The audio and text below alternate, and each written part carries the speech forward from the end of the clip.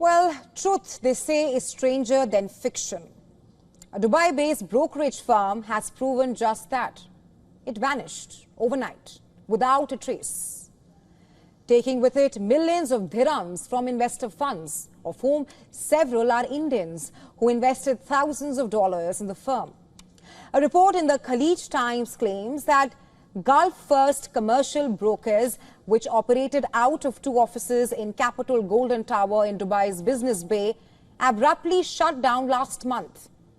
The firm had roughly 40 employees who were reportedly engaged in cold calling prospective investors and promotion foreign exchange investment as well.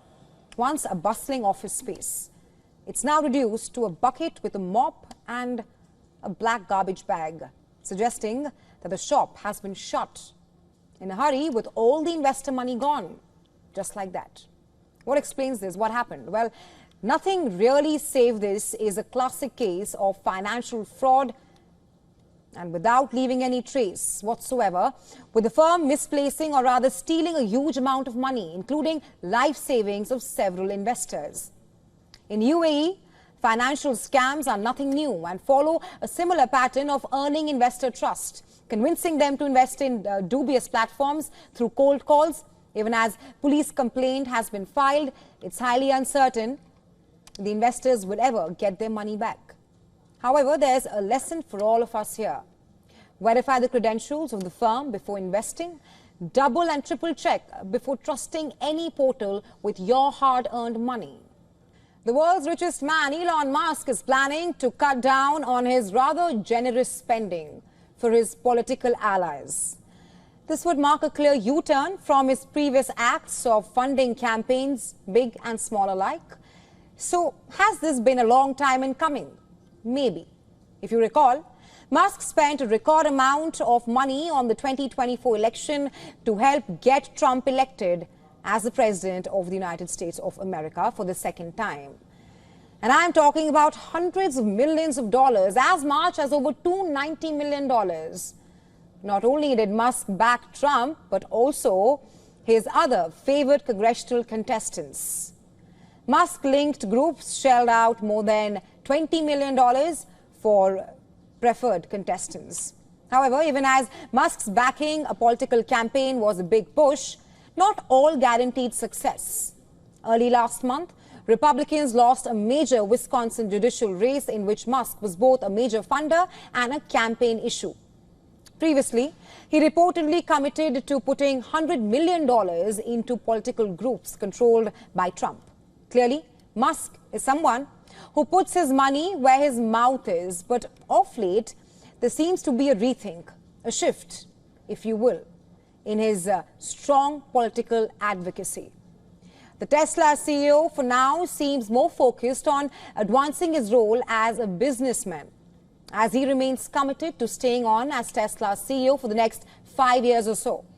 So far, for Musk, balancing his role at the automaker and the Trump administration has been nothing short of a tightrope walk. But now he wants to take a break from all that, a decision that could have major implications in next year's US midterm elections, given that Musk has established himself as a star donor.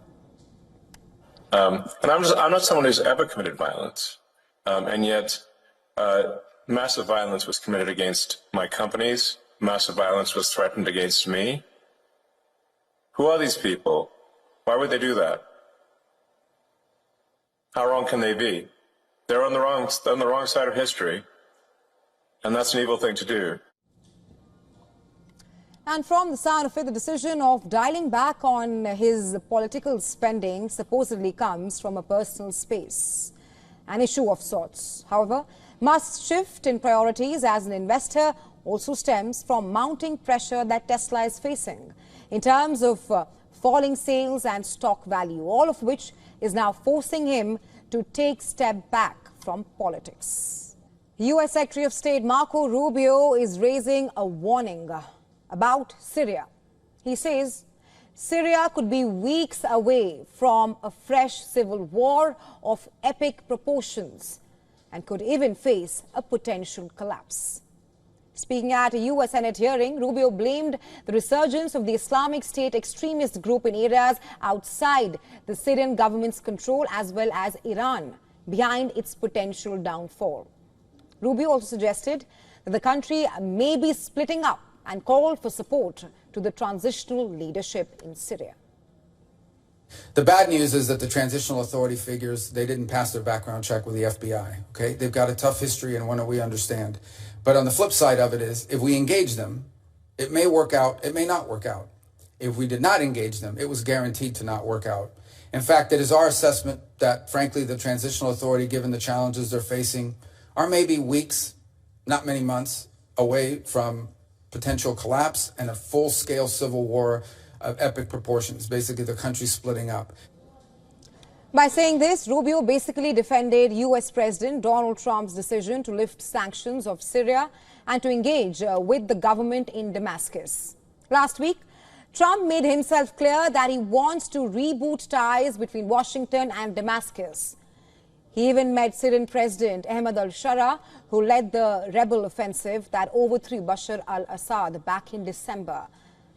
Signs that U.S. indeed wants to engage with Syria rather proactively. And how have other countries reacted to the U.S. move on Syria? Well, European Union countries that had already suspended economic sanctions on Syria recently gave the green light to lift all restrictions as well. Taking to X, top EU diplomat Kaja Kallas wrote, I'm quoting her here, "We want to help the Syrian people rebuild a new, inclusive and peaceful Syria. This move would unfreeze central bank assets and help reintegrate Syrian banks to the global system, a decision hailed by the Syrian ministry as well." However, Rubio's recent statement on Syria comes after a series of bloody attacks on the Alawite and Druze minorities in Syria, capping a brutal civil war that began in 2011. Meanwhile, Rubio also acknowledged concerns about Syria's direction in Israel, which has kept pounding military sites in the neighboring country. Rubio's statement has only emphasized the fragility of Syria's interim government amid high chances of it descending into chaos and teetering on the edge of a new war yet again. Meanwhile, Syria's newly appointed defense minister hosted a high-level delegation from the Turkish Ministry of Defense in Damascus. The meeting signaling Turkey's continued influence over Syria's transitional government and raising concerns about Ankara's role in supporting HTS, a group with historical ties to terror outfit Al-Qaeda, all leading to the fact that something might be brewing. With Rubio's remarks underscoring fears that without global engagement, Syria could meet the fate of an Iraq or Libya. What lies ahead? The coming days will reveal more.